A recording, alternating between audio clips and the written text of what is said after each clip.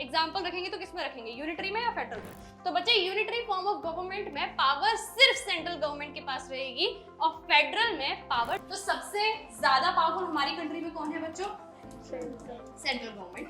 पर पूरी कंट्री के लिए दिखा गया है तो नेशनल गवर्नमेंट। स्टेट की बात की जा रही है तो स्टेट लेवल पे स्टेट गवर्नमेंट आएगा और last is the local.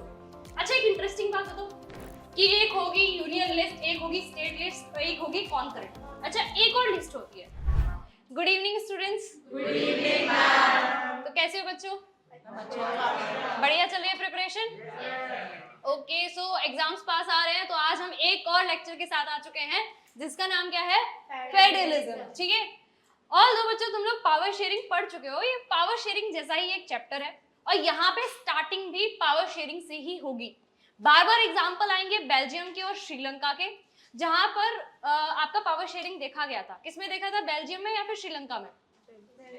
Belgium में। ठीक है, उसको क्या बोलते हैं? Accommodation method of power sharing. But Sri Lanka ने ऐसा नहीं किया था। पर यहाँ पर हम ना श्रीलंका और बेल्जियम के बारे में ज्यादा नहीं, इंडिया के बारे में ज्यादा समझेंगे। ठीक है, रेडी हो आप लोग क्लास के लिए? Yes ma'am. चलो स्टार्ट करते हैं बिना टाइम वेस्ट किए।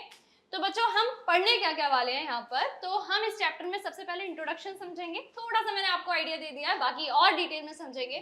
फेडरलिज्म और उसके फीचर्स देखेंगे, रूट्स ऑफ फेडरलिज्म देखेंगे, India as a federal nation समझेंगे, हाउ फेडरलिज्म प्रैक्टिस देखेंगे, डिसेंट्रलाइजेशन हमारे इंडिया में कैसे हुआ और हम क्या मेथड्स फॉलो करते हैं, और लोकल गवर्नमेंट क्या होती है, रूरल और अर्बन दोनों ही समझेंगे, और लास्ट करेंगे इसको चैलेंजेस के साथ जो हमारी रूरल गवर्नमेंट फेस करती है।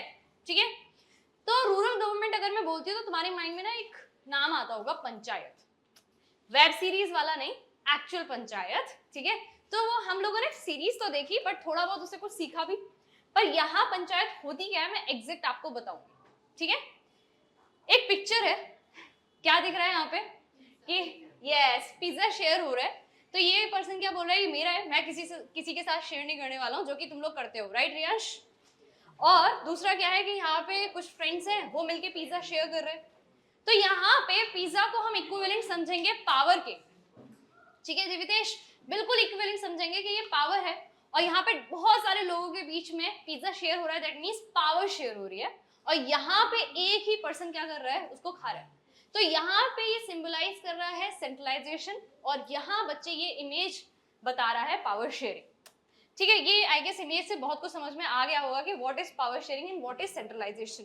ठीक है, जब पावर सिर्फ एक ही पर्सन या एक ही अथॉरिटी या एक ही गवर्नमेंट के पास रहती है उसको हम सेंट्रलाइजेशन कहते हैं, और जब पावर डिवाइड होती है मल्टीपल बॉडीज में, ऑर्गन्स में, लेवल्स में, तो उसको हम बच्चे पावर शेयरिंग बोलते हैं। पावर शेयरिंग मेथड किसने यूज किया था? बेल्जियम। एंड बच्चे सेंट्रलाइजेशन मेथड श्रीलंका। तो बेसिकली मैं तुम्हें एक आइडिया देना चाहती थी कि इस तरीके का मेथड हम पहले पढ़ चुके हैं। अगर हम आगे बढ़े तो बेल्जियम ने क्या किया था, एक बार थोड़ा सा बस ओवरव्यू देख लेते हैं। सो बच्चों सेंट्रल गवर्नमेंट ने पावर्स को रिड्यूस करके ट्रांसफर कर दिया था, किसको? स्टेट गवर्नमेंट को। याद है, अलग अलग गवर्नमेंट्स बनाई थी, और साथ ही साथ ये भी बोल दिया था कि state government is not subordinate to central government. ऐसा ही हुआ था, राइट? दूसरा 1993 में बच्चे रीजनल गवर्नमेंट्स इंडिपेंडेंट बनाई गई थी, जो जस्ट मैंने भी आपको बताया। बेल्जियम ने ऑफिशियली मूव कर लिया था यूनिटरी से किस सिस्टम की तरफ? फेडरल सिस्टम की तरफ। पर श्रीलंका इन सब चीजों से बहुत दूर था, उसने फॉलो किया एक ही सिस्टम जिसका नाम क्या था? Unitary system. सारी पावर्स हमारे पास रहेंगी, जैसे उस पर्सन के पास सारा पिज्जा था, सेम वे में सारी पावर्स बच्चे किसके पास रहेंगी? नेशनल गवर्नमेंट के पास, ना कि प्रोविंसेस मतलब स्टेट के पास। यहाँ तक क्लियर है? तो बच्चों हमने ये इंट्रोडक्शन देखा। अब हम बात करते हैं, किसी भी डेमोक्रेटिक कंट्री में दो फॉर्म ऑफ गवर्नमेंट देखने के लिए मिलेगी। किसी भी डेमोक्रेटिक गवर्नमेंट में या तो यूनिटरी फॉर्म होगा, जैसे कि कहाँ था? श्रीलंका में, और दूसरा जहां पे फेडरल फॉर्म ऑफ गवर्नमेंट होगा, जैसे कि बेल्जियम। और next is the federal form of government, जो कि कहाँ पे है? बेल्जियम में। एंड इवन हम अपनी कंट्री का भी एग्जाम्पल रखेंगे तो किसमें रखेंगे, यूनिटरी में या फेडरल में? फेडरल में, यस एग्जैक्टली, क्योंकि हम लोग भी पावर को शेयर करते हैं। पर क्या हम ट्रूली फेडरल हैं? कैसे फेडरल हैं हम लोग? Sameer what do you think, कैसे हम फेडरलिज्म को फॉलो करते हैं? मैम जैसे हमारी डेमोक्रेसी है मैम, उसमें हम पीपल को राइट देते हैं but still there is corruption in our government. ये तो नहीं रहेगा, ठीक है। और कोई बताएगा? निष्ठा, क्या हम ट्रूली फेडरल कंट्री है? नो मैम, बिकॉज जो पावर है वो इक्वली डिवाइडेड नहीं है सेंट्रल और स्टेट में। यस, इक्वली डिवाइडेड नहीं है, और कहीं ना कहीं हमारी स्टेट गवर्नमेंट सबऑर्डिनेट है किसके? सेंट्रल गवर्नमेंट के, ठीक है। चलो एक और छोटी सी इमेज के साथ मैं यूनिटरी और फेडरल फॉर्म ऑफ गवर्नमेंट समझाने की कोशिश करती हूँ, ठीक है। यहाँ पे एक पर्सन है और वो क्या कर रहा है, जितनी भी पावर्स है वो अपने पास रख रहा है। बेसिकली सारी पावर किसके पास है? सेंट्रल गवर्नमेंट के पास, ठीक है। पर दूसरे में अगर हम देखें तो सेंट्रल गवर्नमेंट पावर शेयरिंग कर रही है डिफरेंट यूनिट्स को, या फिर कह सकते हो डिफरेंट अथॉरिटीज को। तो यहाँ पे क्या हो रहा है कि आप ये वाला काम कर लीजिएगा, आप ये वाला काम करिएगा, आप ये वाला काम करिएगा। इससे पावर क्या हो रही है बच्चों? शेयर हो रही है, ठीक है। क्या इस इमेज से क्लियर हो गया व्हाट इज पावर शेयरिंग? ठीक है। तो बच्चे यूनिटरी फॉर्म ऑफ गवर्नमेंट में पावर सिर्फ सेंट्रल गवर्नमेंट के पास रहेगी और फेडरल में पावर डिवाइड कर दी जाती है। पर पावर है क्या? कोई शक्ति है क्या? कोई जादू, मैजिक? नहीं। कैसी पावर्स है? डिसीजन लेने की, किसी भी टॉपिक पे डिसीजन लेने की, जैसे कि एजुकेशन हो गया, हेल्थ हो गया, यस टैक्स हो गया। कोई भी ऐसा कोई फील्ड है बच्चे, उसके ऊपर डिसीजन लेने की पावर के बारे में बात हो रही है यहाँ पे। कोई मैजिक नहीं है, ठीक है। क्लियर है यहाँ तक? अगर हम आगे बढ़े तो what is unitary form of government, इसके कुछ फीचर्स समझते हैं, फिर उसके बाद हम फेडरल की तरफ बढ़ेंगे। तो यूनिटरी की बच्चों की बात की जाए तो यहाँ पे ना सिर्फ एक लेवल ऑफ गवर्नमेंट होती है। एक लेवल ऑफ गवर्नमेंट, अभी तो मैंने बोला था कि यहाँ पे पावर शेयर होगी। एक लेवल होगी तो डेमोक्रेसी हो, कैसे होगा? ऐसा आता है माइंड में? आया माइंड में ये? नहीं बच्चों, यहाँ पे क्या होता है, डेमोक्रेसी तो होती है पर जो सेंट्रल गवर्नमेंट है वो थोड़ी ज्यादा पावरफुल होती है। चलो इसका एक एग्जांपल लेते हैं। तुम्हारे स्कूल में क्लास टीचर होती है और एक मॉनिटर होता है। क्या मॉनिटर सारे डिसीजन खुद से ले सकते हैं? वो वही डिसीजन लेंगे जो कौन बोलेगा? टीचर। तो मतलब वहां पे पावर तो डिवाइड हो रही है पर सारी डिसीजन मेकिंग पावर किसके पास होती है? टीचर के पास, ठीक है। तो जैसे कि आपका क्लास टीचर है, वो बस उतना बताता है कि आपको मॉनिटर हो, आपको ये सारे काम करने हैं, पर मॉनिटर अपने बिहाफ पे सारे डिसीजंस नहीं ले सकता। बिल्कुल वैसा ही चलता है बच्चे किसमें? यूनिटरी फॉर्म ऑफ गवर्नमेंट में। तो बेसिकली यहाँ पे स्टेट प्रोविजनल गवर्नमेंट के पास कोई इंडिपेंडेंट पावर्स नहीं है, ठीक है। जो भी उसको बोला जाएगा बस वही काम को क्या करता है? फॉलो करवाता है, ठीक है। सेंट्रल गवर्नमेंट इश्यू करती है ऑर्डर लोकल बॉडीज को या फिर स्टेट गवर्नमेंट्स को, और ये कहाँ कहाँ होता है ये आपका एमसीक्यू बनता है। इस तरीके की गवर्नमेंट कहाँ दिखेगी? फ्रांस में, जापान में और चाइना में, ठीक है। ये लोग यही ऑर्डर फॉलो करते हैं। मतलब सेंट्रल गवर्नमेंट के पास सारी पावर्स है, वो बस काम अलॉट करते हैं, बेसिकली टास्क अलॉट करते हैं कि आप इस पे ही काम कर लीजिए। वो अपने आप इंडिपेंडेंटली स्टेट गवर्नमेंट्स कोई भी डिसीजन नहीं ले सकती। क्या ये समझ में आ गया यूनिटरी फॉर्म ऑफ गवर्नमेंट? चलो आगे बढ़ते हैं। ये एमसीक्यूज के लिए बच्चों प्रिपेयर है ना, यहाँ से एमसीक्यूज बन जाता है कि कहाँ कहाँ ये देखने के मिलता है। ओके, तो ये आगे देखें क्या है इसमें। फिर से मैंने एक इमेज डाली है, शायद आपको कुछ समझ में आए। एक फैमिली है, फैमिली में एक पर्सन है, उसके पास टीवी का रिमोट है, ठीक है। अब वो ना टीवी को मतलब ये आपका जो रिमोट है उसको दे सकता है, पर सारे डिसीजंस किसके होंगे? इसी पर्सन के होंगे। ये लोग बोलेंगे कि ये काम कर दो, उसका मन होगा तो वो करेगा। इंडिपेंडेंटली किसी और के पास रिमोट नहीं है। और जैसे कि देख रहे हो कि लोकल गवर्नमेंट सभी सैड है क्योंकि वो खुद से डिसीजंस नहीं ले सकते। सारी पावर किसके पास? Central government. क्या ये समझ में आया? समझ में आया? ये तो हमारी फैमिली में भी होता है। आंसर बताओ इसका आंसर बताओ। Which country follows the unitary system? C. Next. Now let's get back to federalism. Okay? Unitary form of government बहुत अच्छे से समझ में आया, पर अब बात करते हैं पावर शेयरिंग की। ठीक है ऋषभ, पावर शेयरिंग होती क्या है? एक सिस्टम है गवर्नमेंट का जिसमें पावर डिवाइड हो रही है। किसके बीच में बच्चे? सेंट्रल अथॉरिटी और various constituent units of a country. ठीक है, जैसे कि क्या क्या हो सकती हैं? कैसी यूनिट्स? कैसी यूनिट्स बताओ निष्ठा, कैसी यूनिट्स? यूनिट्स मतलब state government and local governments. ठीक है, कैसी units? State governments and the local government. तो पहले तुम लोग पढ़ चुके हो इसके बारे में। तो सबसे ज्यादा पावरफुल हमारी कंट्री में कौन है बच्चों? Central government. पर पावरफुल होने के साथ साथ ये अपनी ड्यूटीज को ना ट्रांसफर भी करते हैं कि अकेले सारा काम नहीं कर सकते, तो इन्होंने अपनी ड्यूटीज ट्रांसफर करी कुछ किसको, स्टेट गवर्नमेंट को, और फिर कुछ ड्यूटीज ट्रांसफर करी किसको, लोकल गवर्नमेंट। अच्छा बच्चों, ऐसा नहीं है कि सेंट्रल गवर्नमेंट सब कुछ नहीं कर सकती थी, बिल्कुल कर सकती थी, पर हमें एक फेडरल कंट्री देखना था, इसीलिए हमारे कॉन्स्टिट्यूशन में पावर को डिवाइड किया गया। पर ये पावर डिवाइडेड है, ये लिखा कहाँ है? यस बेटा, प्रिपेयर की गई लिस्ट बनाई गई। हाँ एग्जैक्टली वैसे ही लिस्ट जैसे हम लोग अपने काम की बनाते हैं, सेम इन्होंने लिस्ट बनाई, उसमें सेंट्रल गवर्नमेंट किस किस टॉपिक पे काम करेगी, स्टेट किस किस पे, और बच्चे लोकल किस किस पे काम करेगी, ठीक है, वो लिखा गया। अच्छा इसको और क्लियरिटी के साथ समझे तो एक छोटा सा डायग्राम देखते हैं। Government for the entire country, उसको क्या बोलेंगे बच्चों, सेंट्रल गवर्नमेंट या फिर यूनियन गवर्नमेंट, राइट। ये क्या करते हैं, ये किस पे काम करते हैं बच्चे, जो नेशनल इंटरेस्ट के काम होते हैं, जैसे कि हमारे पास इंडियन आर्मी है, हमारा बैंकिंग सिस्टम आरबीआई से रेगुलेट होता है, तो ये एक ही बॉडी है ना, ऐसा तो नहीं कि हर स्टेट की अपनी अलग बॉडी हो रही है या फिर डिफेंस अलग हो रहा है, नहीं। पर तुम लोग बोलोगे मैम यार पुलिस तो अलग होती है ना, स्टेट पुलिस होती है ना, बिल्कुल होती है, और वो किसके अंदर आता है बेटा, स्टेट लेवल के काम, स्टेट लिस्ट में मेंशन है पुलिस का। तो यहाँ पे देखो वही लिखा है, ये डे टू डे एडमिनिस्ट्रेशन देखते हैं, हर स्टेट के अलग तरीके की चीजें हो सकती हैं, जैसे कि पब्लिक हेल्थ, सैनिटेशन, पुलिस, ये सब इसका एग्जांपल आता है। पर जो हमारी एजुकेशन है इसको कौन देखता है? कोई नहीं,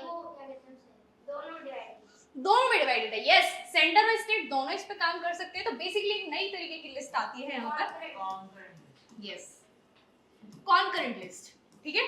तो कॉन्करेंट लिस्ट पे सेंटर और स्टेट मिलके काम करते हैं। देखो यहाँ पे कुछ ये छोटी सी इमेज है जो आपको दिखा रही है यहाँ पे, तो कॉन्स्टिट्यूशन है, उसने सेंट्रल गवर्नमेंट और स्टेट गवर्नमेंट को अपनी अलग अलग यूनिट्स दी हैं, जिसमें सेंट्रल गवर्नमेंट अपना अलग काम करेगा और स्टेट गवर्नमेंट अपना अलग काम करेगी, ठीक है। But both these levels of government derive their power from constitution, सारी पावर किसने दी है, कॉन्स्टिट्यूशन ने दी है, किसी और ने नहीं, ठीक है।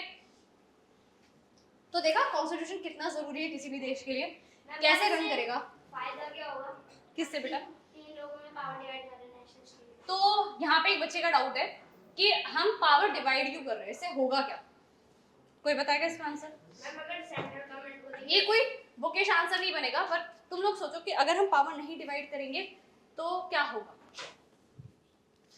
मैम अगर हम पावर डिवाइड नहीं करेंगे तो पूरी कंट्री का जो भी काम है, मतलब जो भी वर्क वगैरह, वो एक ही गवर्नमेंट के ऊपर रहेगा, तो वो प्रेशराइज हो जाएगी और उससे काम मिसमैनेज होगा और अच्छी तरीके से नहीं हो पाएगा। ये एक आंसर हो सकता है, और कोई बताएगा?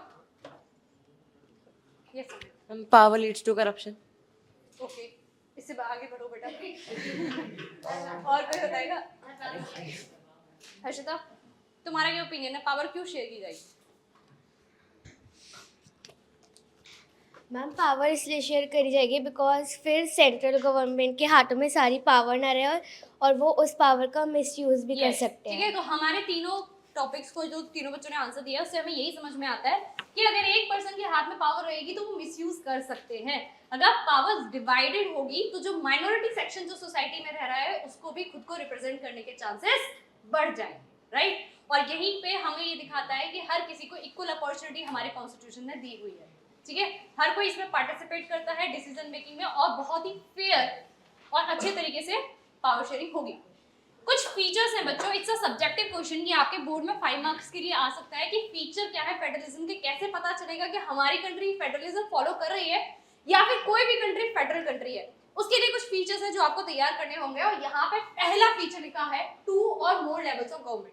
अगर किसी भी देश में सिर्फ एक ही लेवल ऑफ गवर्नमेंट है जो कि सेंट्रल गवर्नमेंट है, दैट मींस वहां पर पावर शेयरिंग नहीं हो रही है, मतलब फेडरलिज्म नहीं है। पावर ऑब्वियसली शेयर होती है बट ट्रू फेडरलिज्म नहीं है। तो यहाँ पे देखो हमारे पास कौन सी गवर्नमेंट है बच्चे, स्टेट नेशनल गवर्नमेंट है, यस। स्टेट लेवल पे स्टेट गवर्नमेंट है और लोकल लेवल पे लोकल गवर्नमेंट है। ये करते क्या क्या है, इनके फंक्शंस देखो। पूरी कंट्री के लिए डिसीजन लेना होगा तो कौन आएगा, नेशनल गवर्नमेंट। अगर सिर्फ स्टेट के लिए डिसीजन लेना होगा तो कौन आएगा, स्टेट गवर्नमेंट। और लोकल के लिए बच्चे लोकल। यहाँ शायद मैंने इमेज से दिखाने की कोशिश की है कि यहाँ पे एक पूरी कंट्री के लिए दिखा गया है तो नेशनल गवर्नमेंट, स्टेट की बात की जा रही है तो स्टेट लेवल पे स्टेट गवर्नमेंट आएगा और लास्ट इज द लोकल। अच्छा एक इंटरेस्टिंग बात बताओ बच्चों, जब हमारा कॉन्स्टिट्यूशन बना था तो ये जो गवर्नमेंट है ना ये एग्जिस्ट नहीं है। यस, इसको बाद में ऐड किया गया, ये हमारे कॉन्स्टिट्यूशन में पहले थी ही नहीं। तो हमारे पास सिर्फ 2 लेवल ऑफ गवर्नमेंट था। तो क्या कभी हम फेडरल कंट्री थे? यस। व्हाई? क्योंकि फीचर में क्या लिखा है, या तो 2 हो या फिर 2 से ज्यादा हो, और हम 2 फॉलो कर रहे थे। तो तीसरी बनाने की क्या जरूरत पड़ी? तीसरी बनाने की क्या जरूरत पड़ी, बताओ एनीवन? मैम रूरल एरियाज में जैसे लोग स्टेट गवर्नमेंट काम नहीं कर सकती तो शायद लोकल गवर्नमेंट। यस बच्चों, देखो ऑन ग्राउंड अगर प्रैक्टिकली समझा जाए तो ये पॉसिबल नहीं है कि हम रूरल एरिया के छोटे छोटे प्रॉब्लम्स को हम एड्रेस कर सकें।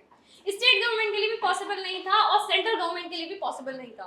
तो उसका सिर्फ एक ही सॉल्यूशन था जो कि हमारे डीपीएसपी में लिखा था और गांधी जी की फिलॉसफी पे बेस था कि रूरल गवर्नमेंट हो, वहां के लोग वहां की प्रॉब्लम्स को सबसे अच्छे से समझते हैं, इसीलिए लोकल गवर्नमेंट बनाई गई। पर एक और चीज है कि लोकल गवर्नमेंट के पास ना limited resources and limited powers हैं और सारी पावर्स उसकी ड्राइव होती है सेंट्रल गवर्नमेंट से। वो एक इंडिपेंडेंट बॉडी नहीं, मतलब इंडिपेंडेंट गवर्नमेंट नहीं, ठीक है। वो लिमिटेशन है, वो भी हम आगे देखेंगे। सेकंड फीचर क्या है बच्चे, different level of government govern same citizens पर उनके अपने अलग जुरिस्डिक्शन होते हैं। जैसे कि सिटीजनशिप किसके अंदर आएगा बेटा? सेंट्रल गवर्नमेंट के अंदर आएगा। इनकम टैक्स किसके अंदर आएगा? सेंट्रल गवर्नमेंट के। Parliamentary forces, sorry paramilitary forces किसके अंदर आएंगे? अच्छा, व्हाट आर पैरामिलिट्री फोर्सेस, कोई एग्जांपल देगा? चलो एक हिंट देती हूँ, डेली देखते होगे शायद अपने आसपास। No. Yes, CRPF, CISF, ITBP, SSB, Assam Rifle, ये सब पैरामिलिट्री फोर्सेस बोली जाती हैं। जुरिस्डिक्शन क्या क्या देखता है? Legislation, taxation, administration. और बच्चे स्टेट गवर्नमेंट्स क्या क्या देखती है? Public health and sanitation, tax on agriculture, income and policy. क्या बस इतना ही है? इतनी छोटी सी लिस्ट है? नहीं, बस यहाँ कुछ एग्जांपल देके तुम्हें बताने की कोशिश की है कि ये ऑल दो ये सब लोग एक ही सिटीजन को रूल कर रहे होते हैं पर इनके एरियाज वेट अलग अलग होती है। थर्ड फीचर जो बताता है कि हम फेडरलिज्म फॉलो कर रहे हैं वो क्या है? Constitutionally guaranteed. ऐसा ही किसी ने नहीं बोल दिया था कि कहीं से ये बात आ गया कि भाई न्यूज़पेपर में आ गया कि ऐसा कुछ है, नहीं। ये कैसे गारंटीड है बच्चे? Constitutionally the jurisdiction of the respective level of government specified है कहां पर? हमारे कॉन्स्टिट्यूशन। जो मैंने तुम्हें बताया कि एक होगी यूनियन लिस्ट, एक होगी स्टेट लिस्ट, एक होगी कॉन्करेंट। अच्छा, एक और लिस्ट होती है, यस, क्या नाम है उसका?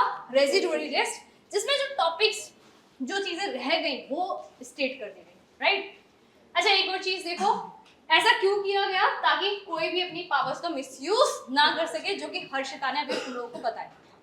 3 फीचर्स हो गए। तीनों फीचर्स में कोई डाउट है?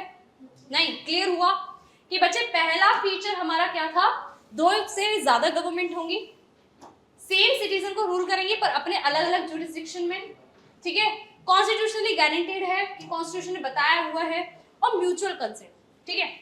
अच्छा, एक बात बताओ, सपोज हमारी एक बहुत बड़ी सी स्टेट है राजस्थान। अगर राजस्थान को हम 2 पार्ट्स में डिवाइड करें तो क्या वो सेंट्रल गवर्नमेंट अपने आप कर सकती है? नो मैम, स्टेट गवर्नमेंट की परमिशन। स्टेट गवर्नमेंट के परमिशन लगेगा, मतलब कहीं ना कहीं कैसा कंसेंट होगा बेटा? म्यूचुअल। अच्छा, और भी बहुत सारी चीजें होती होंगी ना जिसपे हमें स्टेट गवर्नमेंट का अप्रूवल चाहिए होता होगा। यस, ठीक है, यहाँ पे वही चीज लिखी हुई है। Fundamental provision of the constitution can not be unilaterally changed, ठीक है। हमें अगर चेंज करना है तो हम किसकी परमिशन लेंगे? स्टेट गवर्नमेंट की। क्या ये हमेशा ऐसा होता है कि हमें स्टेट गवर्नमेंट की परमिशन की रिक्वायरमेंट है? नहीं, कुछ केसेस में नहीं। पर जब आप कैसे डिसीजन की बात करते हो, फंडामेंटल प्रोविजंस की बात करते हो, तो वहां पर स्टेट गवर्नमेंट का आपका म्यूचुअल कंसेंट लेना पड़ेगा, ठीक है। अच्छा, एक और चीज, ये कब हुआ है? कोई एग्जांपल? यस, जीएसटी के टाइम पे हमें कंसेंट लगा था स्टेट गवर्नमेंट का, ठीक है। अगर किसी स्टेट गवर्नमेंट ने मना कर दिया तो इस एरिया में नहीं, ऐसा नहीं होता है, बिकॉज हम लोग ना कैसे फेडरल है, क्वासी फेडरल है। सेंट्रल गवर्नमेंट जो होती है वो थोड़ी ज्यादा पावरफुल है, इसीलिए स्टेट गवर्नमेंट कंप्लीटली डिनाई नहीं कर सकता। इन केस अगर कोई क्लैश होता है तो आपका जो सेंट्रल गवर्नमेंट है वो हमेशा प्रिवेल करेगा, ठीक है। नहीं, वो उस केस में जब डिसीजन का क्लैश हो रहा है वो अलग चीज है, सही गलत अलग चीज, ठीक है। Next feature is Supreme Court act as a umpire. शायद ये तुम्हें इस इमेज से समझ में आ रहा होगा। दो बच्चे लड़ाई लड़ रहे हैं, ठीक है, एक है रेड कलर एक है ब्लू कलर, मतलब बेसिकली दो स्टेट में फाइट हो रही है या सेंट्रल स्टेट में फाइट हो रही है, तो वहां हम सारी प्रॉब्लम्स लेके किसके पास जाएंगे, हमारे सुप्रीम कोर्ट के पास। सुप्रीम कोर्ट जो बोलेगा वो फाइनल माना जाता है। इवन कॉन्स्टिट्यूशन को इंटरप्रेट करने की भी पावर किसके पास होती है, सुप्रीम कोर्ट के पास होती है। Courts have power to interpret the constitution and the powers of different level of government. अगर कोई डिस्प्यूट होता है डिफरेंट लेवल्स ऑफ गवर्नमेंट, जैसे कि स्टेट और सेंट्रल के बीच में, जैसे अभी तुम लोगों ने बोला, उस केस में हमेशा किसका वर्डिक्ट फाइनल हो जाएगा बच्चे, सुप्रीम कोर्ट। तो सुप्रीम कोर्ट आपके देश में क्या होना चाहिए, फाइनल डिसीजन मेकिंग बॉडी होनी चाहिए, एम्पायर की तरीके से वर्क करना चाहिए, तभी हम एक कंट्री को फेडरल कंट्री मानेंगे। तो 5 चीजें ऐसी समझ ली हमने जिससे हमें समझ में आया कि किसी एक फेडरल कंट्री में क्या क्या फीचर्स होंगे। 6th फीचर देखो, टोटल 5 मार्क्स में आएगा तो 5 पॉइंट्स रिक्वायर्ड है बच्चों एग्जांपल्स के साथ। पर इन केस अगर हम 5 में से कोई एक भी भूल जाते हैं तो हमारे पास कुछ एडिशनल पॉइंट्स हैं जिसको हम लिख के आ सकते हैं अपने बोर्ड्स में, ठीक है। फाइनेंशियल ऑटोनॉमी, हमारा देश जो चलता है वो फाइनेंस से चलता है, टैक्स से चलता है, पर ये टैक्स आता कहाँ से, एक्सपोर्ट, इनकम टैक्स हो गया, जो हमसे डेली बेसिस पे टैक्स लेते हैं, जीएसटी हो गया। यस जीएसटी हो गया, अभी जस्ट हम लोगों ने बात करी है, इनकम टैक्स हो गया। पर क्या स्टेट गवर्नमेंट का सोर्स ऑफ इनकम अलग होगा, टोल, ओके क्या मैं बस इतना पूछ रही हूँ यस और नो, क्या सेंट्रल गवर्नमेंट और स्टेट गवर्नमेंट के source of taxes, source of income अलग अलग होंगे, यस कैसे, क्या देखते हैं। देखो जो हमारी सेंट्रल गवर्नमेंट है उसके पास बच्चों क्या क्या टैक्स आएगा, कस्टम ड्यूटी का, income tax, central excise duty. अच्छा अगर हम बात करें स्टेट गवर्नमेंट की इनकम कहाँ से बनेगी, तो बच्चे इनका बनेगा टैक्स ऑन एग्रीकल्चर इनकम, या फिर प्रोफेशनल टैक्स, या फिर बच्चे लैंड रेवेन्यू, स्टैम्प ड्यूटी वगैरह से जो टैक्स आएगा वो किसके पास जाएगा, स्टेट गवर्नमेंट। तो ये इनका सोर्स ऑफ इनकम है और ये इनका सोर्स ऑफ इनकम है। अच्छा जीवितेश, तुम्हारा सोर्स ऑफ इनकम क्या है,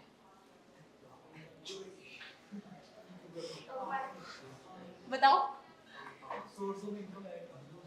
जो भी थोड़ा बहुत तो कुछ आता होगा ना, पैसे कहाँ से आते हैं, पॉकेट मनी कहाँ से आती है, ठीक है। तो अभी हमारे लिए तो हमारा इनकम सोर्स क्या है, पेरेंट्स, पर सेंट्रल गवर्नमेंट के लिए उनका बच्चे ये लिखा हुआ है और स्टेट गवर्नमेंट के लिए यहाँ से टैक्स आता है। Next and the last one, dual objectives. अब ये सब करा क्यों जा रहा है, मैंने स्टार्टिंग में भी पूछा था, तुमने बोला मैम मिसयूज ना हो, पीस एंड हार्मनी हो, उसी को थोड़ा सा डिटेल में बताया गया है ताकि बच्चे हमारे देश में क्या हो, यूनिटी प्रमोट हो, ऐसा ना लगे कि सिर्फ एक ही कम्युनिटी गवर्नमेंट बना रही है, ठीक है, या हम लोगों को सप्रेस किया जा रहा है, तो वो वाली फीलिंग ना आए किसी भी सिटीजन के माइंड में, इसीलिए बच्चों ये फेडरलिज्म फॉलो किया जाता है। नेक्स्ट ऑब्जेक्टिव क्या है, अकोमोडेट करता है बच्चे रीजनल डाइवर्सिटी। इंडिया बहुत ही ज्यादा डाइवर्स कंट्री है, ये तुम बचपन से सुन रहे होगे, पर कैसे डाइवर्स है, लैंग्वेज के टर्म्स में, ठीक है, रिलीजन के टर्म्स में, कास्ट के टर्म्स में, यस डायलेक्ट के टर्म्स में, बहुत सारे वेज में, कल्चर के टर्म्स में बहुत ज्यादा डाइवर्स है। जब डाइवर्स होगी तो सबकी डिमांड्स अलग अलग होंगी और वो भी चाहेंगे कि वो कहीं ना कहीं अपने डेवलपमेंट के लिए काम करें, इसीलिए ये किया गया, ठीक है। चलो आगे बढ़ते हैं, टाइप्स ऑफ फेडरेशन। तो फीचर्स में बच्चों हमने एक 5 मार्क क्वेश्चन, सब्जेक्टिव क्वेश्चन तैयार कर लिया है। अब हम बात करने वाले हैं डुअल ऑब्जेक्टिव्स की, सॉरी टाइप्स ऑफ फेडरेशन की। Dual objectives we have covered. चलो टाइप्स ऑफ फेडरेशन 2 तरीके की होती है, एक होती है कमिंग टुगेदर और एक होती है होल्डिंग टुगेदर। कमिंग टुगेदर कब, जब हम सब लोग डिसाइड करेंगे म्यूचुअली कि एक साथ आ जाते हैं, किसी ट्रीटी कुछ भी ऐसा साइन किया जाएगा जिसमें ये बताया जाएगा कि हम लोग एक साथ काम करेंगे, तो व्हाट इज होल्डिंग टुगेदर, सबको कंट्रोल करना। हाँ पर अच्छा एक बात बताओ, इनमें से किस फेडरेशन में हम उस ट्रीटी वगैरह को तोड़ के जा सकते हैं, मतलब एक अलग देश बना सकते हैं, कमिंग टुगेदर, कमिंग टुगेदर में, होल्डिंग टुगेदर में नहीं। इंडिया इन दोनों में से क्या है, होल्डिंग टुगेदर है, क्योंकि हमारी कोई स्टेट ये नहीं बोल सकती कि ठीक है अब हम ना अलग होना चाहते हैं इंडिया से और एक अलग देश बना लेंगे, ऐसा पॉसिबल है नहीं, कॉन्स्टिट्यूशन इसको अलाउ नहीं करता। हमारा कैसा देश बनता है बच्चे, होल्डिंग टुगेदर। पर जिन भी कंट्रीज में यूनाइटेड लिखा हुआ है, एग्जांपल दो, United states of America, United kingdom, United Arab Emirates. अब यहाँ पे जब वर्ड यूनाइटेड आ जाता है तो कहीं ना कहीं ये सिंबलाइज करते हैं बच्चे कैसी टाइप ऑफ फेडरेशन है वो, कमिंग टुगेदर। बस इसी को थोड़ा सा डिटेल में समझ लेना। अगर यूएस में कोई स्टेट जाता है तो इंडिपेंडेंस यस हो सकता है। अब इनको देखो थोड़ा सा डिटेल में समझते हैं। ये आपके लिए डिस्टिंग्विश करने के लिए एक क्वेश्चन आएगा बच्चों, 3 मार्क्स में आ सकता है। बहुत सिंपल है, बहुत सिंपल टर्म्स में मैं आपको समझाने की कोशिश करूंगी, प्लीज ध्यान से सुनना। तो बच्चों है क्या इसमें कि कमिंग टुगेदर में वॉलंटरली एक बिगर यूनियन बनाई जा रही है। उनको लगता है कि बच्चों छोटे छोटे यूनियंस है, छोटी छोटी यूनिट्स है, तो वो थोड़ी सी कमजोर है, वीक है, तो शायद जब वो अपनी पावर्स को क्लब कर लेंगे तो वो एक बड़ी सुपर पावर बन सकते हैं। इसीलिए वो वॉलंटरली आए हैं और उन्होंने एक नया यूनियन बनाया है। ये क्यों किया गया? ताकि वो सिक्योरिटी को पूल कर सके, अपनी आइडेंटिटी को बढ़ा सके। हर स्टेट के पास कैसी पावर होती है, सबसे इंपॉर्टेंट पार्ट है कैसा, सबके पास कैसी पावर होती है बच्चों? इक्वल पावर होती है। क्या हमारी स्टेट्स के पास भी इक्वल पावर्स है? पर क्या हमारी कुछ स्टेट्स के पास स्पेशल पावर्स है? Example north east states, article 370 and article 371, ये हमारे कुछ स्टेट को एक्स्ट्रा पावर्स देता है, अभी उस पे भी आएंगे। इसका एग्जांपल देखो कमिंग टुगेदर का, यूएसए जो तुमने बिल्कुल सही बताया था, ऑस्ट्रेलिया एंड स्विट्जरलैंड तुम्हारी फेवरेट जगह, ठीक है। चलो अब होल्डिंग की बात करते हैं। तो यहाँ पे बच्चे लार्ज कंट्री होती है, डिवाइड करता है पावर को between the state and the central government. हमेशा सेंट्रल गवर्नमेंट ज्यादा पावरफुल होगा किसके कंपैरिजन में? स्टेट गवर्नमेंट के, ठीक है। नेक्स्ट क्या बोलते हैं? पर कुछ यूनिट्स के पास स्पेशल पावर होती है, जैसे कि आर्टिकल नंबर 370, इसके बारे में तो सब जानते हैं, पर आर्टिकल 371 के बारे में कुछ कम लोग जानते हैं, क्योंकि ये हमारी नॉर्थ ईस्टर्न स्टेट्स को ज्यादा पावर देता है। थोड़ा डिटेल में इसको भी समझेंगे। एग्जांपल्स देखो क्या क्या है, India, Spain and Belgium. Article 370 example नहीं हटाएगा, ठीक है। कुछ अमेंडमेंट्स हुए हैं बेटा, यही एक छोटा सा मिसअंडरस्टैंडिंग है कि वो हट गया है, वो हटा नहीं है, उसमें कुछ चेंजेस हुए। आंसर बताओ।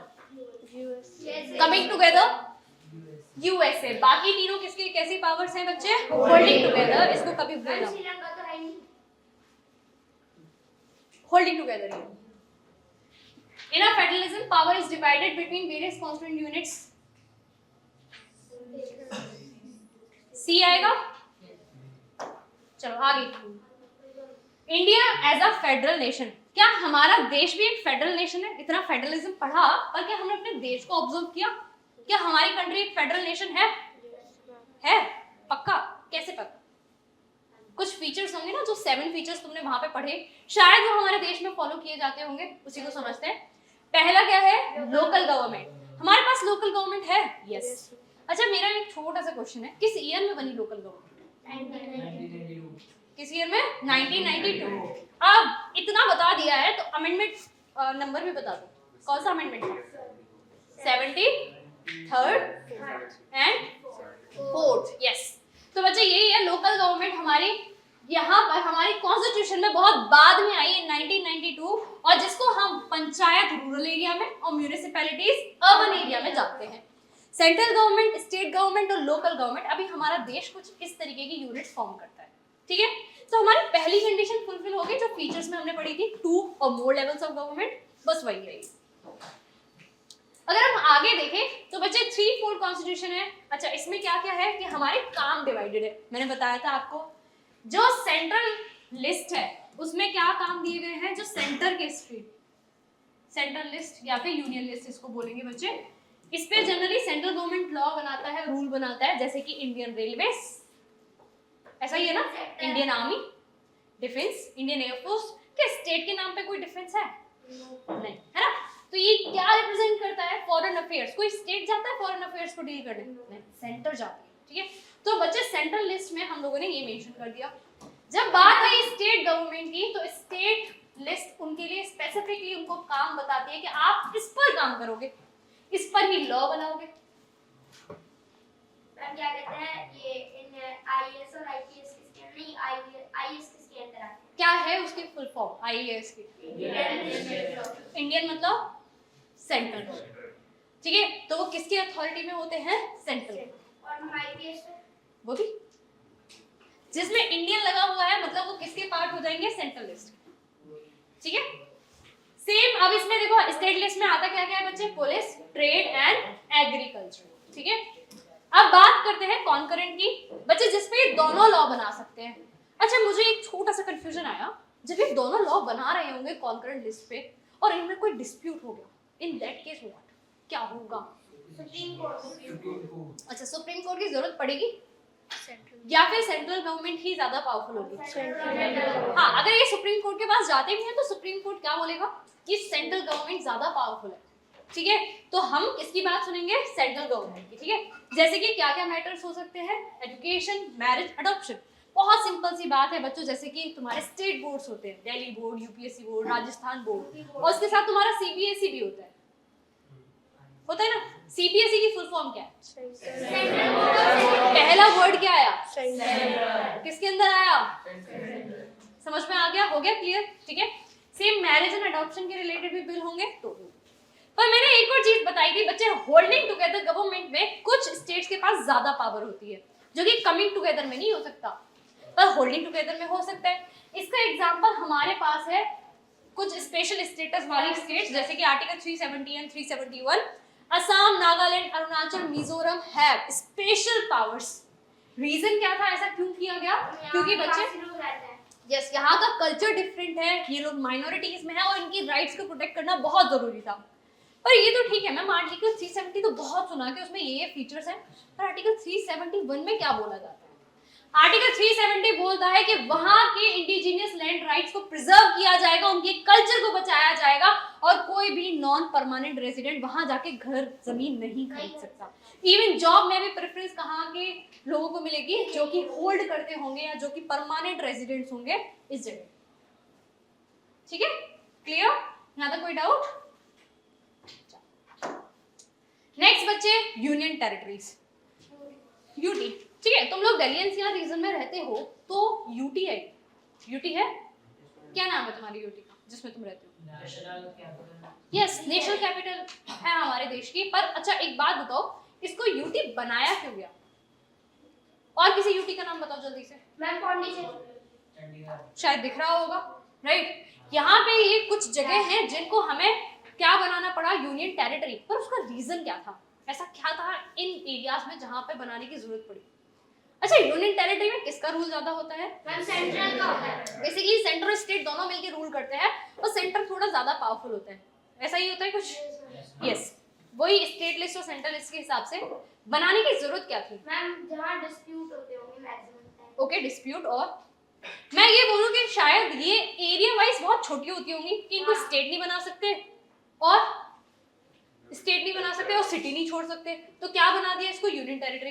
हो सकता है कि इन एरियाज में सेंट्रल गवर्नमेंट को क्लोजली ऑब्जर्व करना पड़ता होगा चीजों को, जैसे डिस्प्यूट्स वगैरह हो सकते हैं या एडमिनिस्ट्रेशन हो सकता है। वैसे ही कुछ चीजें हैं बच्चों यहाँ पे यूनियन सिक्योरिटी के लिए। यस, सिक्योरिटी पर्पसेस के लिए। These areas are too small. कभी कभी ये भी हो सकता है कल्चर की वजह से, जैसे कि अंडमान एंड निकोबार। ठीक है, ये लोग यहाँ पे बनाया गया। यहाँ पे central government has powers, special powers. These territories do not have power of a state. इनके पास एक अलग तरीके की पावर्स होती है जिसको यूनियन टेरिटरीज बोला जाता है। टोटल यूनियन टेरिटरीज कितनी हैं? यस, 8। बहुत छोटे छोटे क्वेश्चंस हैं पर यस, क्लियरिटी होना जरूरी है। अच्छा नेक्स्ट बच्चों, एक चीज होती है बेसिक स्ट्रक्चर। समझते हो बेसिक स्ट्रक्चर? चलो एक घर बनाते हैं, बहुत सिंपल सा घर रहेगा, तुम लोगों ने बचपन में बनाया होगा। ठीक है, बना लिया। अब ये जो घर है इसकी कुछ 4 वॉल्स होंगी। ठीक है, ऊपर से अगर हम इसको व्यू देखें तो ये कुछ ऐसा दिखता होगा। अच्छा, इसका बेसिक स्ट्रक्चर क्या होगा इस घर का? शायद ये वॉल्स। अब इन वॉल्स में मैंने येलो पेंट कर दिया है, पर क्या हम चाहें तो इस पे पिंक पेंट कर सकते हैं? बिल्कुल कर सकते हैं। क्या हमें ज्यादा प्रॉब्लम आएगी? नहीं। पर एक बच्चा आया, बोलता है रियांश कि इसको हटा दो यहाँ से वॉल को। क्या हम इजीली हटा सकते हैं इसको? नहीं, हमें इसके लिए प्रॉपर परमिशन लेनी पड़ेगी ओनर की, राइट? हम इसमें जो भी सामान है उसको भी शिफ्ट कर सकते हैं, पर अगर हमें इसकी वॉल चेंज करनी है, मतलब बेसिक स्ट्रक्चर चेंज करना है, तो हमें परमिशन की रिक्वायरमेंट होगी। बिल्कुल ऐसे ही बच्चे हमारे कॉन्स्टिट्यूशन में होने वाले चेंजेस होते हैं, अमेंडमेंट्स होते हैं। कुछ में तो जरूरत होती है कि वो स्पेशल मेजोरिटी से पास होंगे, कुछ होता है सिंपल। सिंपल मेजोरिटी क्या होती है? जैसे सपोज 100 पीपल आए, सिंपल मेजोरिटी क्या होगी? 50 बंदे यस कह दिया, सिंपल मेजोरिटी हो गई। तो व्हाट इज स्पेशल मेजोरिटी? 2/3। और कभी कभी हमें जरूरत पड़ सकती है किसकी, स्टेट गवर्नमेंट से भी अप्रूवल की, ठीक है, जैसे कि जीएसटी आया था, अभी बताया था ना। देखो क्या लिखा है, पार्लियामेंट अपने आप से सारी चीजें चेंज नहीं कर सकते, अगर कोई चेंज होगा तो पहले वो दोनों हाउसेस से पास होगा पार्लियामेंट के कैसी मेजोरिटी के साथ, 2/3। बच्चे ये सिर्फ हम किसकी बात कर रहे हैं, कैसे स्ट्रक्चर की, बेसिक, ठीक है। उसके बाद वो स्टेट, यस फंडामेंटल राइट्स आते हैं इस पे, और इसके बाद वो सैंक्शन किया जाएगा स्टेट से कितनी मेजोरिटी के साथ, हाफ, समझे।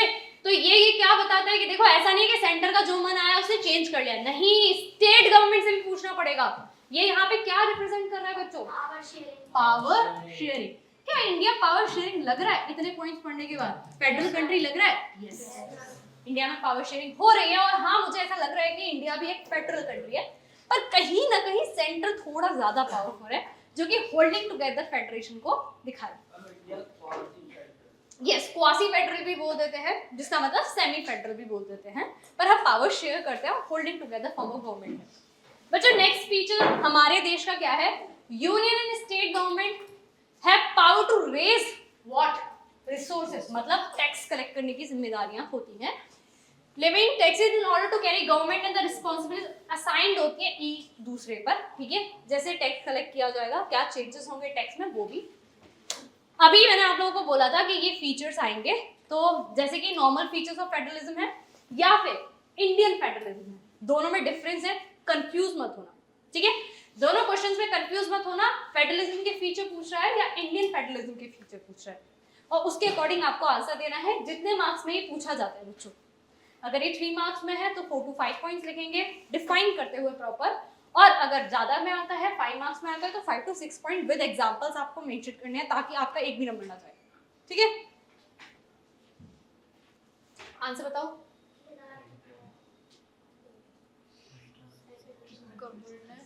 कैसा, special power in administrating the union territories in India, central government, power to interpret the constitution, judiciary, चाहे कोई भी कोर्ट हो।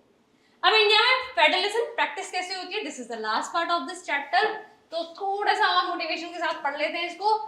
हाउ फेडरलिज्म प्रैक्टिस, हम कैसे फेडरलिज्म को प्रैक्टिस करते हैं बेटा, 3 लेवल्स पे हम प्रैक्टिस करते हैं। सबसे पहले हमारे देश में बनाई गई कैसी स्टेट्स, लिंग्विस्टिक स्टेट्स, मतलब लैंग्वेज के बेसिस पे। सो शॉकिंग, अगर मैं तुम लोगों को बच्चों पुराना मैप दिखाऊं तो तुम लोग ये बोलोगे कि मैम अच्छा मैप ऐसा दिखता था पहले, ये देखो 1956 में इंडिया कुछ इस तरीके की दिखती थी, कितनी सारी स्टेट्स हैं और कुछ स्टेट्स तो मिसिंग भी हैं, पर वो बाकी स्टेट्स बनी क्यों मैम, क्योंकि जो कम से मतलब वो जो दूसरे लैंग्वेज वाले सेक्शन के लोग थे उन्हें प्रॉपर राइट नहीं मिल रहा। यस, तो यहाँ पे बच्चों कुछ लैंग्वेज ग्रुप्स ने बोला कि हमें एक अलग स्टेट चाहिए। जैसे ही ये बात उठी बच्चों, हमारे कॉन्स्टिट्यूशन मेकर्स को डर लगने लगा कि ऑलरेडी इंडिया स्प्लिट हुआ है एक डिफरेंट नेशन से, और अगर अभी भी इस तरीके की चीजें होंगी तो इंडिया में डाइवर्सिटी की वजह से डिविजन्स होने लगेंगे। ये काफी टाइम तक बैटल की गई और फिर फाइनली गुजरात बना, ठीक है, बॉम्बे में से गुजरात बना, महाराष्ट्र बना, ठीक है, और बच्चों बाकी आंध्र से तेलंगाना बना। अब ये जब स्टेट्स बनी, उत्तराखंड का बच्चे दूसरा रीजन था, वहां का रिलीफ की वजह से, वो पहाड़ी इलाका है, माउंटेन एरिया है, यस वो माउंटेन एरिया है, वहां की जो पॉलिसीज हैं वो प्लेन एरिया से डिफरेंट होती है, इसलिए चेंज किया गया था। और जो लैंग्वेजेस की बेसिस पे बनाए गए, उसने पूरे देश को डरा दिया था कि अगर ऐसा कुछ हुआ तो क्या होगा, क्या हमारा देश छोटे छोटे टुकड़ों में टूट जाएगा। पर बच्चों विद टाइम, ठीक है, सब कुछ ठीक हुआ और बहुत पीस और हार्मनी के साथ इन स्टेट्स का क्या हुआ, डेवलपमेंट। सबसे पहले कौन सा हुआ था? सबसे पहले आंध्र प्रदेश में डिमांड हुई, ठीक है। चलो नेक्स्ट, लैंग्वेज पॉलिसी क्या है, कितनी लैंग्वेजेस हैं जो हमारी मानी जाएंगी हमारे देश में, सेंटर और स्टेट का रिलेशन क्या था, सब कुछ धीरे धीरे समझेंगे, बहुत मजा आएगा बच्चों इसमें। चलो स्टार्ट करते हैं लिंग्विस्टिक स्टेट्स के साथ। स्टेट्स क्रिएट करी गई थी on the basis of what, language. कुछ लोगों ने डिमांड किया कि जो लोग सेम लैंग्वेज बोलते हैं उनको एक जगह रखा जाए, मतलब एक नई स्टेट बनाया जाए। ये डिमांड स्टार्टिंग में बहुत अब्सर्ड लगी, लोगों ने इसको अप्रूव नहीं किया कि पुरानी स्टेट्स को तोड़ के एक नई स्टेट बनाएंगे तो इश्यू आएगा, कॉन्फ्लिक्ट होंगे, लड़ाइयां हो सकती हैं। पर कुछ स्टेट्स बनाई गई बच्चों, अब उन लोगों की डिमांड की होती है, उनसे पूछा गया कि आप क्यों चाहते हो कि एक नई स्टेट बने, क्यों अपनी लैंग्वेज के बेसिस पे आप चाहते हो। उन्होंने बोला कि हमारा कल्चर, एथनिसिटी, ज्योग्राफी प्रिजर्व रहे, ठीक है, हम उसको अच्छे से प्रैक्टिस कर पाए, हम इसीलिए एक नई स्टेट की डिमांड मांगते हैं। अब जैसे कि उत्तराखंड किसके बेसिस पे बच्चे, ज्योग्राफी के बेसिस पे, झारखंड, तेलंगाना कुछ एथनिसिटी और कुछ कल्चर के बेसिस पे बनाई गई। 1956 में इंडिया कुछ ऐसा था और आज इंडिया बहुत अलग है। डर था, लोगों के बीच में डर था, हमारे कॉन्स्टिट्यूशन मेकर्स, हमारी गवर्नमेंट के अंदर डर था कि अगर ये सही नहीं गया तो हमारा देश बच्चों छोटे छोटे टुकड़ों में टूट जाएगा। पर फॉर्चुनेटली सब कुछ अलग होता है। एक ऐसा एक्सपीरियंस हमने देखने के लिए मिला कि हमारा देश और यूनाइटेड हो गया, जो शायद उस टाइम पे किसी ने एक्सपेक्ट नहीं किया था। एडमिनिस्ट्रेशन इजी हो गया क्योंकि लोग इजीली कम्युनिकेट कर पा रहे थे, लोग ज्योग्राफी के अकॉर्डिंग लॉज बना पा रहे थे, और उत्तराखंड में हमारा फ्लरिश कर गया। लैंग्वेज पॉलिसी यहाँ क्या लिखा हुआ है, हिंदी। अच्छा, टोटल कितनी शेड्यूल लैंग्वेजेस हैं, 22, ये सबको पता है। पर स्टार्टिंग में हुआ क्या था, जब बच्चों हमारा कॉन्स्टिट्यूशन बनाया गया तो सोचा गया कि कैसे वर्क होगा, किस लैंग्वेज में हम सारे डॉक्यूमेंट्स वगैरह तैयार करेंगे। कौन सी लैंग्वेज चूज की गई, इंग्लिश और हिंदी। पर ये बोला गया कि इंग्लिश का यूज हम 1965 के बाद बंद कर देंगे। पर जब हमने बाकी कंट्रीज को देखा, ग्लोबलाइजेशन को समझा, तो हमें पता चला कि सब लोग ज्यादातर इंग्लिश में ही सारे एक्सचेंज वगैरह करते हैं, तो इंग्लिश को भी कंटिन्यू किया गया। पर इसमें जो छोटी छोटी रीजनल लैंग्वेजेस थी, वहां के लोग बोलते हैं कि अगर ऐसा कुछ होगा तो हमारे ऊपर हिंदी डोमिनेट कर जाएगी, हमारी लैंग्वेज कहीं लॉस्ट हो जाएगी। पर हमारा कॉन्स्टिट्यूशन तो हमें फंडामेंटल राइट देता है, तो इसीलिए बच्चे हमारे कॉन्स्टिट्यूशन में कितनी लैंग्वेजेस, 20। चलो ये तो बहुत इजी था। ये बताओ ये कौन सा शेड्यूल में है कॉन्स्टिट्यूशन, 8th, ठीक है, याद रखना इसको, 8th शेड्यूल में है, ठीक है। अब हमारी गवर्नमेंट देखो, इंडिया कितनी अच्छी कंट्री है, कितनी अच्छी कंट्री है कि ये तक बोल दिया कि स्टेट्स अपनी लैंग्वेज को ऑफिशियल लैंग्वेज बना सकते हैं। इसीलिए तुम्हारा जो बोर्ड का पेपर है वो 2 लैंग्वेजेस में आता है, हिंदी और इंग्लिश।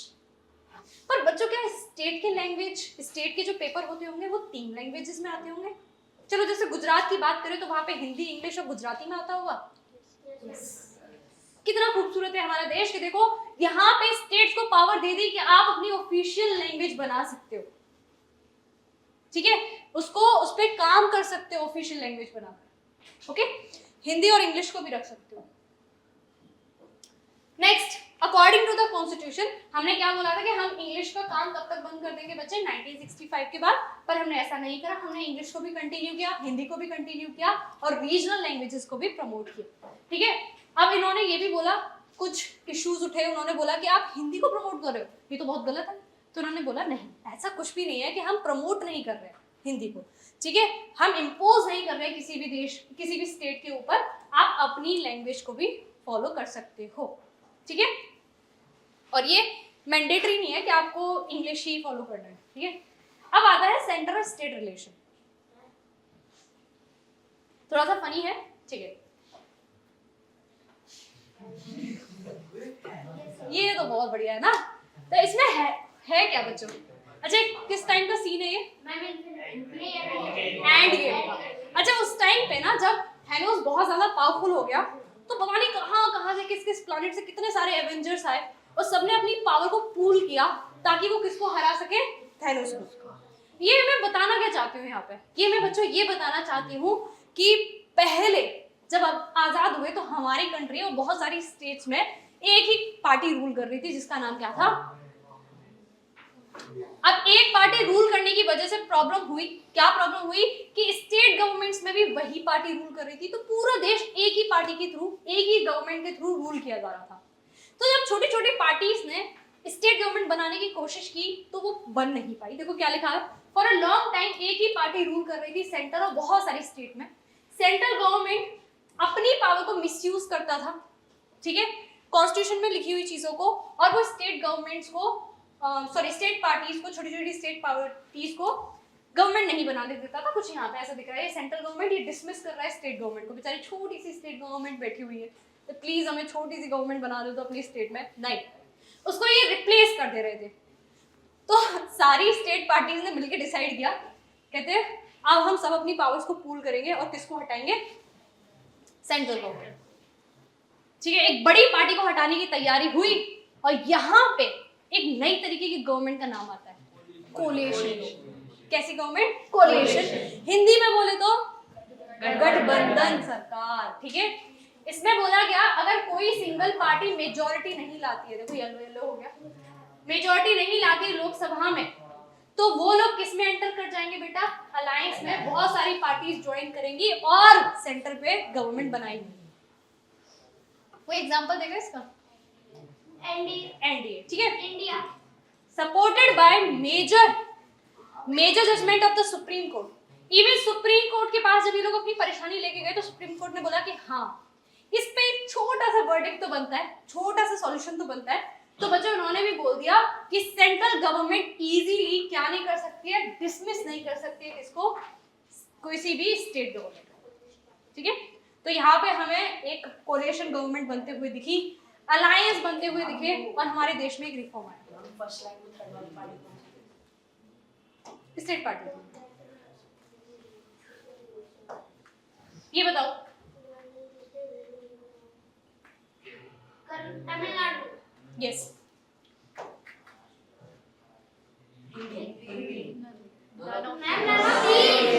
यहाँ पे है ना, देखो हमारे देश की कोई भी नेशनल लैंग्वेज नहीं है। हमारे देश की सिर्फ क्या है?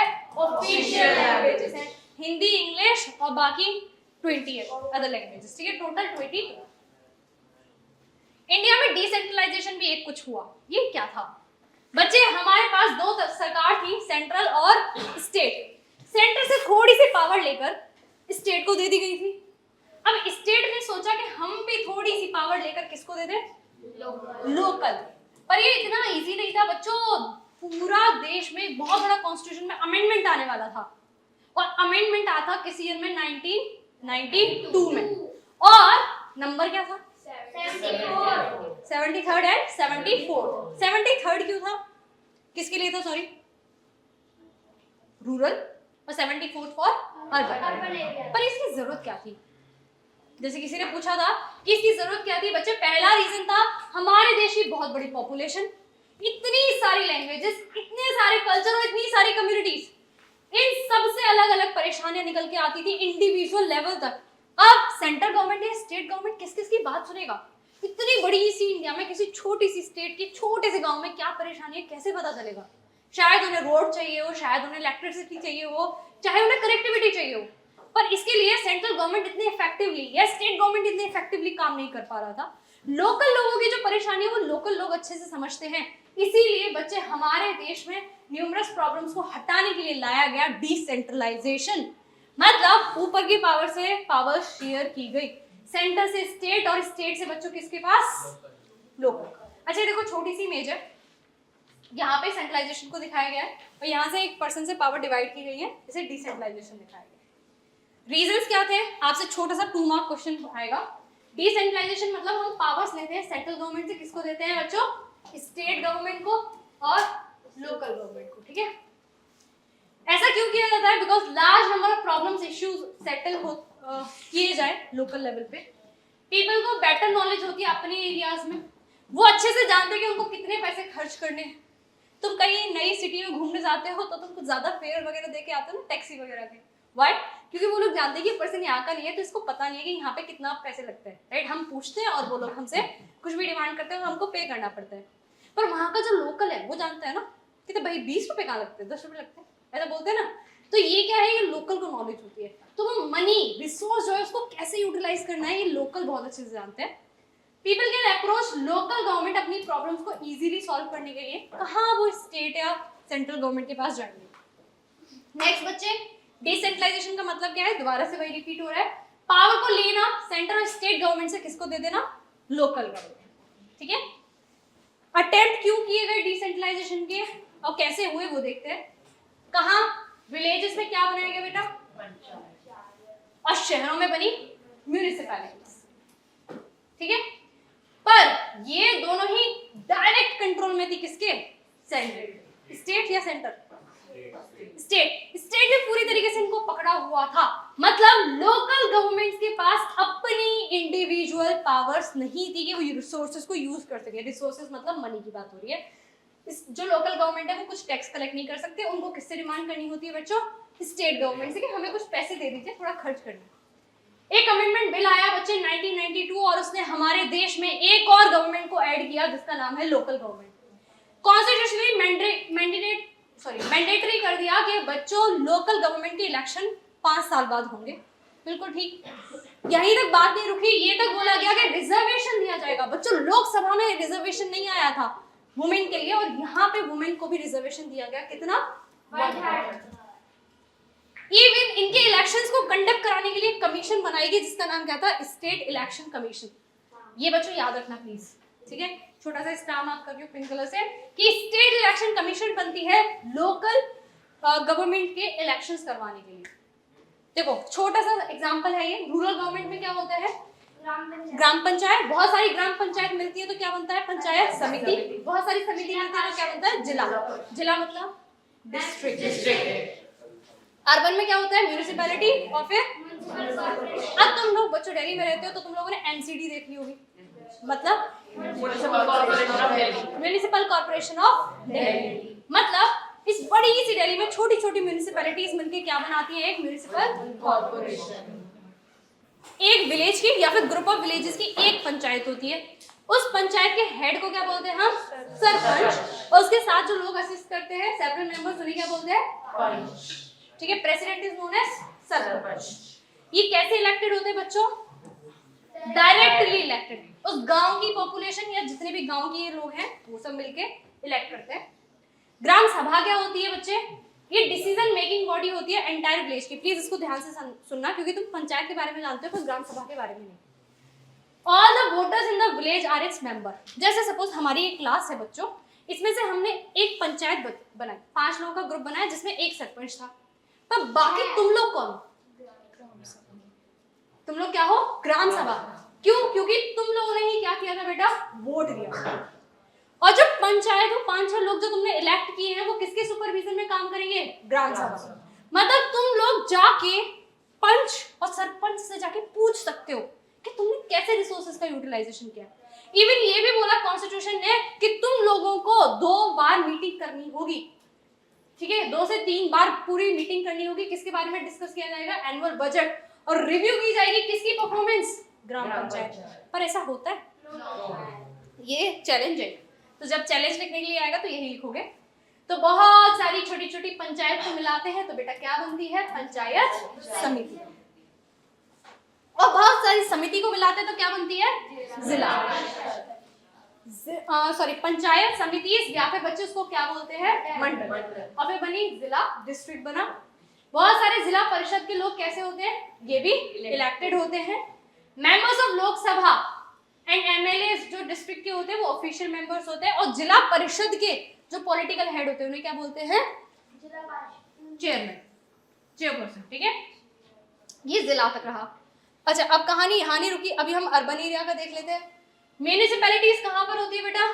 टाउन्स में होती है, बड़ी सिटीज में होती है। ये भी कैसी बॉडीज होती है बच्चे? इलेक्टेड। म्यूनिसिपल कॉर्पोरेशन के हेड कौन होते हैं? क्या ये भी इलेक्टेड होंगे? यस, ये भी इलेक्टेड होते हैं जैसे कि लोकल के। Last slide of the day, difficulties क्या क्या आती हैं हमारी लोकल गवर्नमेंट। पहली difficulty, it has also increase women का रिप्रेजेंटेशन। पर सेम टाइम पे बहुत सारी डिफिकल्टीज आती है कि वुमेन्स इलेक्ट तो हो जाती हैं पर रूल कौन कर रहा होता है? उनकी फैमिली मेंबर्स, स्पेशली मेल्स। ठीक है, तो कहीं ना कहीं हम इसमें लैग करते हैं। इलेक्शन के टाइम में बोला गया था ग्राम सभा रेगुलरली मिलेगी, पर क्या ग्राम सभा रेगुलरली मिल रही है? नहीं। तो क्या कोई क्वेश्चनिंग कर रहा है पंचायत से? नहीं। कोई बजट डिस्कस कर रहा है? नहीं। यस। अच्छा, स्टेट गवर्नमेंट ने ज्यादातर पावर्स ट्रांसफर नहीं करी है। एडिक्वेट रिसोर्सेज भी नहीं होती, पैसे नहीं होते कि किस तरीके से वो अपने यहाँ पे डेवलपमेंट करें, उनको परमिशन लेनी होती है। ओके, वी आर दस स्टिल अ लॉन्ग वे। हम एक आइडियल सेल्फ गवर्नमेंट बनाने में अभी बहुत दूर है। ठीक है, पर फिर भी हम लोगों ने काफी कुछ अचीव कर लिया है फेडरलिज्म के टर्म्स में, पावर शेयरिंग। राइट, तो बच्चों यहाँ पे 2 चैप्टर्स फेडरलिज्म एंड आपका पावर शेयरिंग दोनों कंप्लीट होता है। बहुत ही सिमिलर चैप्टर्स है, पावर शेयरिंग में एंटायरली आपने श्रीलंका और बेल्जियम की स्टोरी समझी और यहाँ पे आपने इंडिया के कॉन्टेक्स्ट में फेडरलिज्म को समझा। रिलेटेबल है, एक ही चैप्टर बन सकता है। कीप रिवाइजिंग, आप इसके क्वेश्चन सॉल्व कर सकते हो, ठीक है, जो कि जैसे एथनिक कंपोजिशन वगैरह छोटे छोटे क्वेश्चंस हैं। यहाँ से जो हमने एमसीक्यूज देखे और यहाँ से बनते हैं 3 बच्चों सब्जेक्टिव क्वेश्चंस और बाकी छोटे छोटे एमसीक्यूज। सब्जेक्टिव क्वेश्चन क्या होंगे? फेडरल नेशन क्या होता है, होल्डिंग टुगेदर, कमिंग टुगेदर क्या होता है, फीचर्स क्या होते हैं फेडरलिज्म के, इंडिया कैसे फेडरल नेशन है और डिसेंट्रलाइजेशन कैसे हुआ और डिसेंट्रलाइजेशन के चैलेंजेस क्या हैं। और इसके साथ साथ छोटे छोटे एमसीक्यूज हैं, जैसे कि पॉलिटिकल हेड ऑफ जिला परिषद, political head of municipal corporation, ठीक है, कितने टाइम में इलेक्शन होता है, स्टेट इलेक्शन कमीशन का क्या काम है, मंडल क्या होता है, ठीक है, ये छोटे छोटे एमसीक्यूज हैं। आई नो आप लोग प्रिपेयर कर लोगे, पीवाईक्यूज आप लोग सॉल्व कर रहे होगे एंड इन केस अगर आपको कोई डाउट्स आते हैं please let me know. Okay, thank you so much for joining, बहुत ही इंटरेस्टिंग सेशन रहा है गेस।